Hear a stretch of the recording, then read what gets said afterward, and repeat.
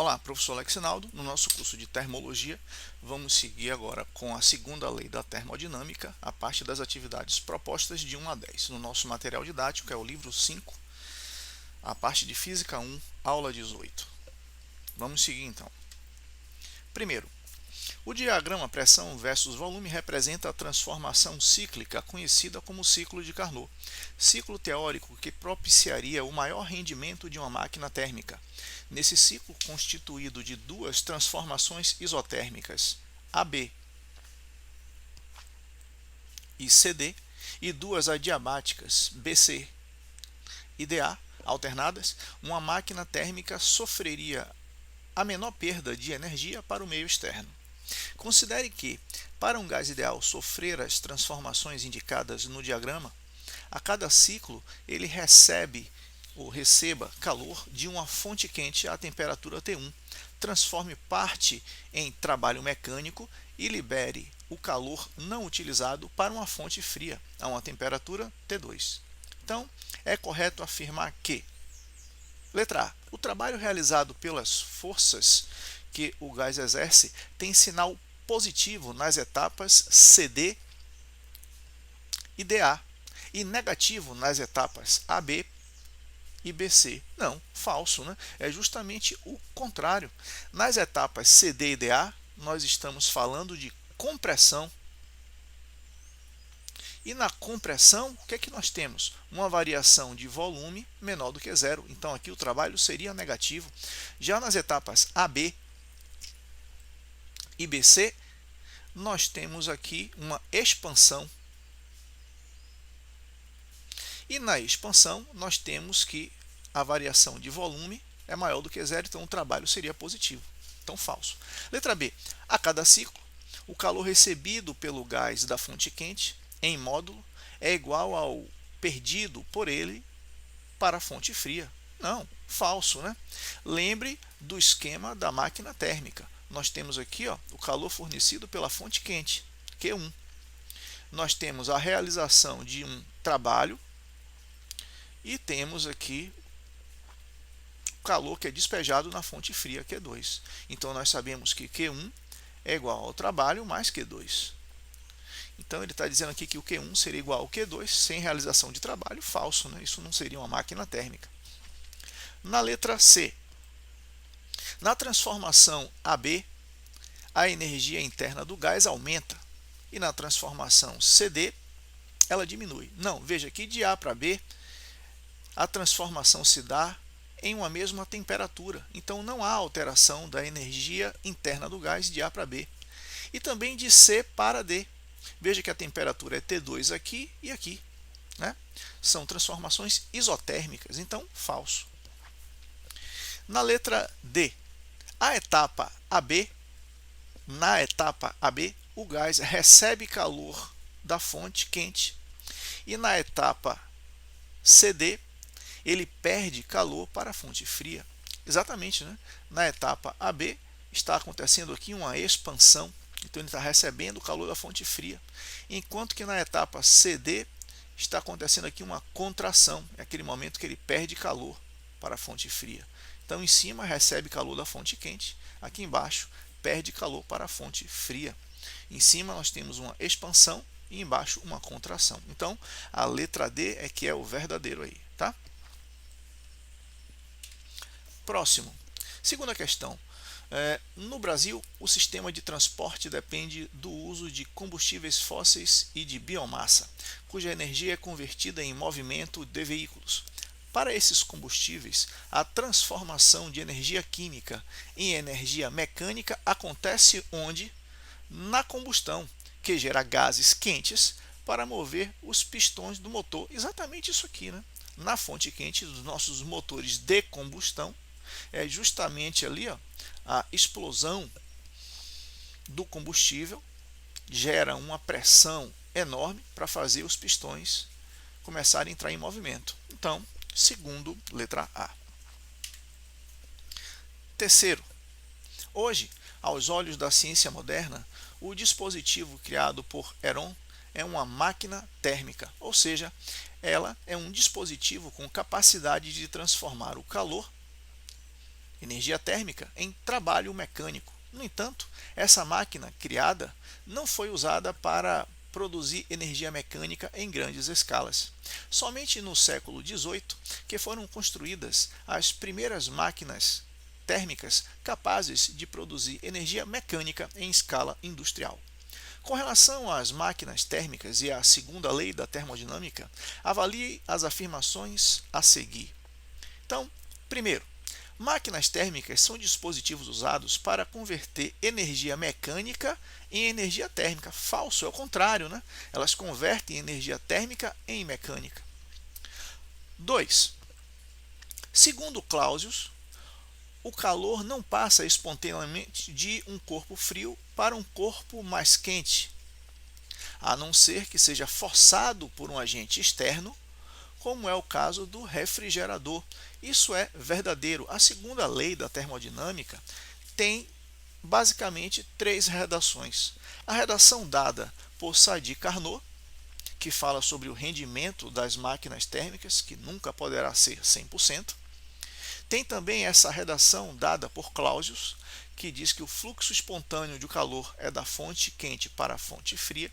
E tem aquela outra redação que define a entropia como a tendência natural do grau de desorganização de um sistema.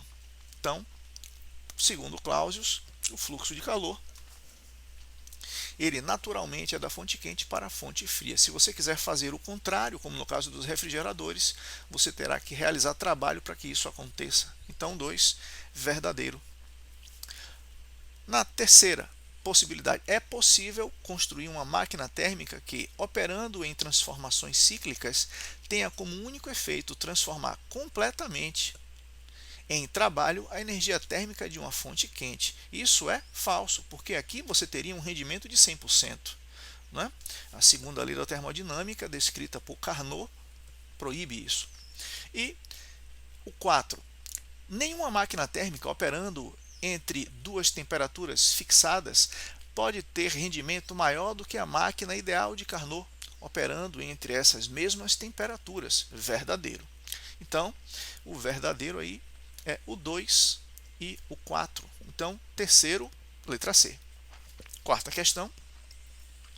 Um motor só poderá realizar trabalho se receber uma quantidade de energia de outro sistema. No caso, a energia armazenada no combustível é, em parte, liberada durante a combustão para que o aparelho possa funcionar. Quando o motor funciona, parte da energia convertida ou transformada na combustão não pode ser utilizada para a realização de trabalho. Isso significa dizer que há vazamento de energia em outra forma. De acordo com o texto, as transformações de energia que ocorrem durante o funcionamento do motor são decorrentes do quê? Então vamos lá. Da liberação de calor dentro do motor seria impossível? Falso, né? Acontece essa liberação, sim. Letra B. Realização de trabalho pelo motor ser incontrolável? Falso, né? Está tudo ali sob controle. É tudo calculado, né? A potência bem definida. Na letra C, a conversão integral de calor em trabalho ser impossível. Verdadeiro, né? Isso daqui está de acordo com a segunda lei da termodinâmica, descrita por Sadi Carnot. Então, letra C. Quinta questão do Enem. O motor de combustão interna utilizado no transporte de pessoas e cargas é uma máquina térmica cujo ciclo consiste em 4 etapas. Admissão, que é quando a mistura, né, do ar com combustível entra no compartimento. Compressão, esse material, essa mistura de ar com combustível sofre então uma redução de volume, uma compressão, e aí acontece a explosão e expansão. E também o escape, né, pela descarga. Então, essas etapas estão representadas no diagrama da pressão em função do volume. Nos motores a gasolina, a mistura ar-combustível entra em combustão por uma centelha elétrica. Bom, essa centelha elétrica que é produzida por aquele equipamentozinho que nós chamamos de vela, né?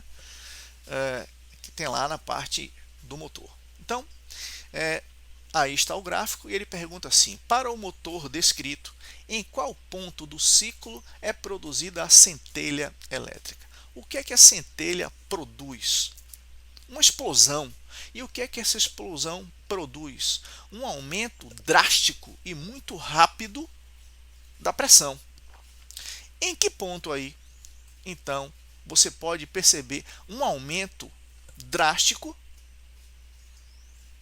dessa pressão? E veja que tudo isso se dá em um ambiente confinado, em um ambiente de volume constante.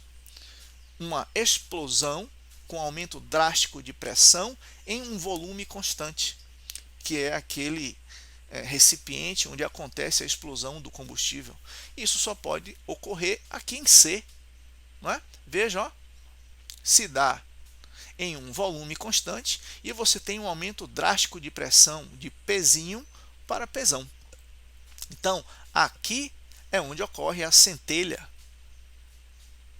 que explode o combustível. Então, letra C. Questão número 6. A figura mostra uma máquina térmica que trabalha segundo o ciclo de Carnot. A caldeira funciona como uma fonte quente e o condensador como fonte fria. Considere que a cada minuto a caldeira fornece por meio do vapor uma quantidade de calor igual a 1,6 vezes 10 a nona joule. Então isso seria o calor fornecido pela fonte quente, Q1. 1,6 vezes 10 a nona joule. Aqui estaria, ó, a fonte quente, Q1, na caldeira, né? E que o condensador recebe uma quantidade de calor, aqui é o Q2, né? O condensador é a fonte fria, ele recebe 1,2 vezes 10 a nona joule. Onde é que fica isso? Aqui, ó, o Q2, tá? Então, o rendimento máximo dessa máquina térmica equivale a quanto? Bom, então nesse caso aí, o rendimento vai ser assim, ó, N vai ser igual a 1 menos quantidade de calor despejada na fonte fria sobre a quantidade de calor introduzida lá pela fonte quente. Então, N vai ser igual a 1 menos, aqui em cima fica 1,2 vezes 10 a nona, e aqui embaixo vai ficar 1,6 vezes 10 a nona. Né? Então, isso daqui, ó, vai dar um rendimento de 0,25 ou 25%. Ok? Então, letra B. Questão número 7. Uma máquina a vapor foi projetada para operar entre duas fontes térmicas, a fonte quente e a fonte fria, e para trabalhar segundo o ciclo de Carnot.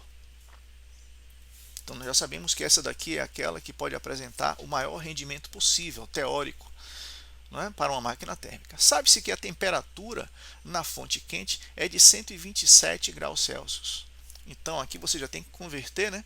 Temperatura em Kelvin é igual a temperatura em graus Celsius mais 273. Então, a temperatura em Kelvin aqui vai ser 127 mais 273. E isso daqui é a temperatura T1 da fonte quente, né?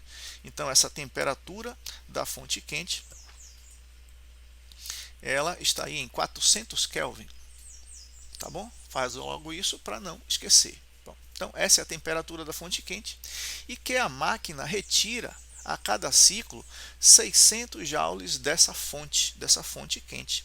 Então, 600 joules, isso daí é o Q1, calor fornecido pela fonte quente, 600 joules. Alcançando um rendimento de 0,25. O trabalho realizado pela máquina por ciclo e a temperatura da fonte fria são respectivamente. Então, veja só, nós sabemos que rendimento é o quê? É Q1 menos Q2 sobre Q1. Não é? Ou seja, é o líquido sobre o bruto, o útil sobre o total. Né? Lembre-se sempre do esquema da máquina térmica. Né?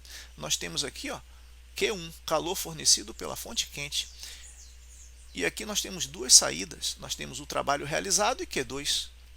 Então, nós sabemos que Q1 é igual a trabalho mais Q2. Então, o trabalho que é o útil vai ser Q1 menos Q2. Né? Então, aqui veja, o conceito de rendimento é isso, é útil sobre total. Então, Q1 menos Q2 é o trabalho, trabalho sobre Q1. Então, você pode escrever assim, ó, rendimento é igual a trabalho sobre Q1, útil sobre total. E ele já deu aqui, ó, que o rendimento é 0,25, o trabalho você vai calcular, e o calor fornecido pela fonte quente, ele forneceu na questão 600. Então, 600 vezes 0,25, você vai ter um trabalho, então, de 150 joules, né, por ciclo. Bom, depois disso, você pode determinar a temperatura da fonte fria. Você sabe que, então vou chamar isso aqui, ó, de passo 1. Agora aqui, ó, passo 2. Você sabe que se a máquina opera no ciclo de Carnot, então o rendimento pode ser calculado assim, 1 menos temperatura absoluta da fonte fria sobre temperatura absoluta da fonte quente. Nós já temos aqui a informação do rendimento, né? 0,25 foi dado aí na questão. 1 menos T2 é a temperatura da fonte fria e T1 já foi convertido em Kelvin, então pode ser colocado aqui, ó, 400. Tá? Fazendo essa conta aqui, você vai achar T2 igual a 300 Kelvin. Tá? Então pronto. Agora, como as respostas das temperaturas da fonte fria estão em graus Celsius, você volta de novo e faz assim, ó, temperatura em Kelvin é igual a temperatura em Celsius mais 273. Então, a temperatura em graus Celsius é igual a temperatura em Kelvin menos 273. Então, a temperatura da fonte fria em Celsius vai ser igual a 300 menos 273, né? Que vai dar 27 graus Celsius. Essa é a temperatura, então, que nós estamos procurando, né? Então, na sétima questão, letra B. A cada ciclo, 150 joules de trabalho e a temperatura da fonte fria, 27 graus. Oitava questão. Em uma turbina, o vapor d'água é admitido a 800 Kelvin e é expulso a 400 Kelvin.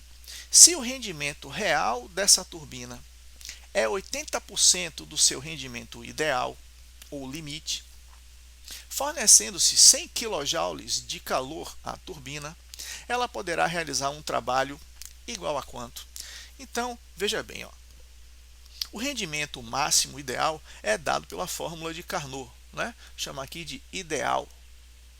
Ele é calculado como 1 menos temperatura da fonte fria sobre temperatura da fonte quente, não é assim? Então, vamos lá. Esse rendimento ideal vai ser igual a 1 menos. Aí ele botou lá, fonte fria 400 Kelvin, fonte quente 800 Kelvin. Né? Então, isso daqui vai dar 1 menos meio, que vai dar meio. Né? Então, um rendimento aqui de 50%, 0,5. Mas ele diz que o rendimento real é igual a 80% do ideal. Então, é 0,8 vezes o N ideal. Então, o rendimento real vai ser 0,8 vezes 0,5. Isso daqui vai dar um rendimento real de 0,4. Então, agora, você pode vir para cá e dizer que o rendimento real é igual ao quê? É o útil sobre o total, o líquido sobre o bruto, ou o trabalho sobre o calor fornecido pela fonte quente. Não é? E ele deu aqui, ó. Então, nós vamos fazer assim, ó.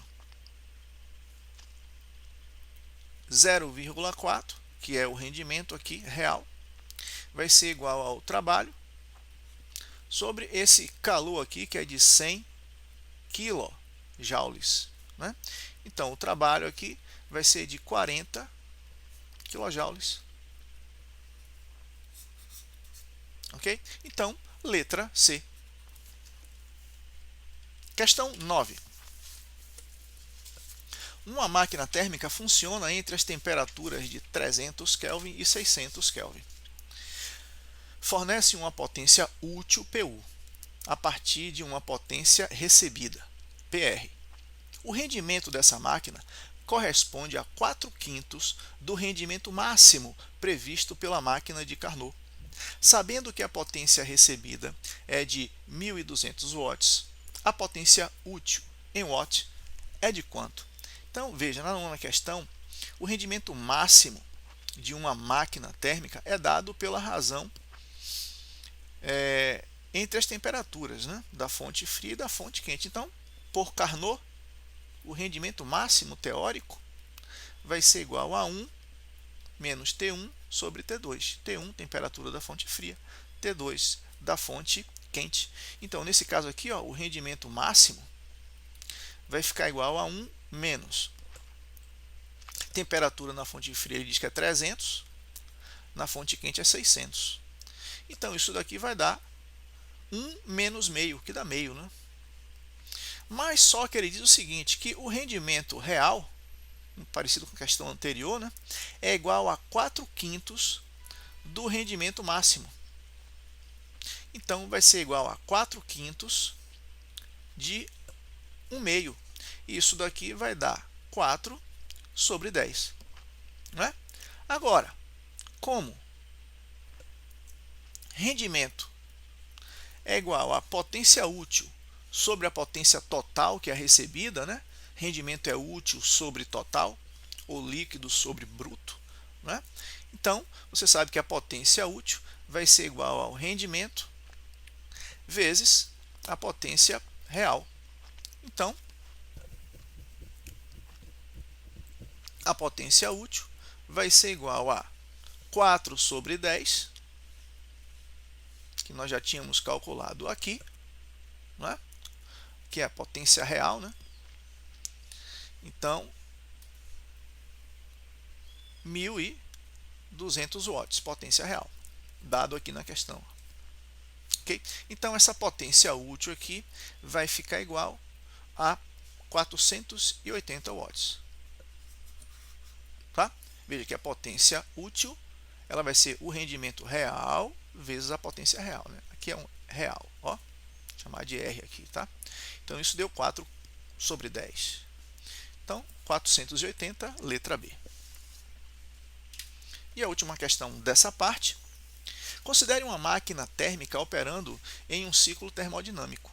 Essa máquina recebe 300 joules de uma fonte quente, cuja temperatura é de 400 Kelvin, e produz um trabalho de 150 joules. Ao mesmo tempo, rejeita 150 joules para a fonte fria, que se encontra a 300 Kelvin. A análise termodinâmica da máquina térmica descrita revela que o ciclo proposto é o quê? Então, veja o que está acontecendo aqui. O rendimento máximo que essa máquina deve ter é dado pela expressão de Carnot, né? 1 menos T2 sobre T1. Né? Então, aqui ó, você vê que vai ser 1 menos 300 sobre 400, pelas temperaturas que ele deu, né? Da fonte fria e da fonte quente. Resolvendo isso daqui, você vai achar 0,25 ou 25%. Esse é o rendimento máximo que essa máquina pode ter para essas temperaturas de fonte fria e fonte quente. Porém, se você for utilizar a primeira lei, o que é que a primeira lei diz? Né? Lembrando aqui ó, do esquemazinho da máquina térmica. Então você tem Q1, aqui você tem realização de trabalho, aqui Q2.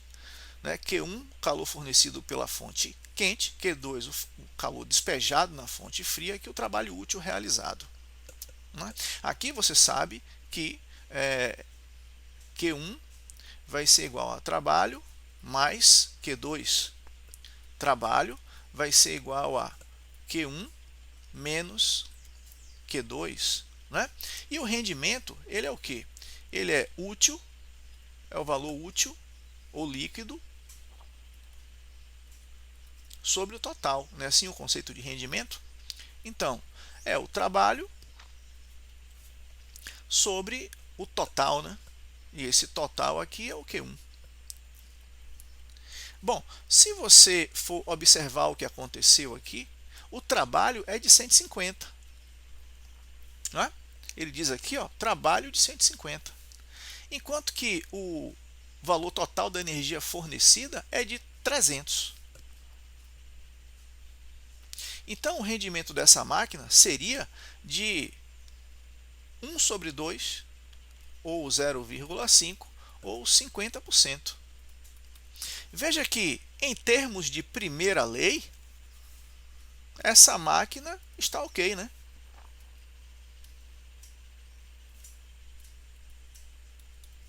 Porque ela obedece à equação e fornece um rendimento de 50%. Mas ela desobedece à segunda lei. Então aqui, ó, não ok.